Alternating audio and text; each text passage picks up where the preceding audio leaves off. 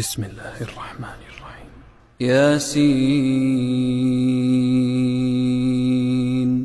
والقرآن الحكيم إنك لمن المرسلين على صراط مستقيم تنزيل العزيز الرحيم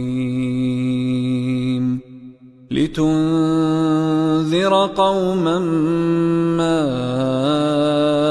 أنذر آباؤهم فهم غافلون لقد حق القول على أكثرهم فهم لا يؤمنون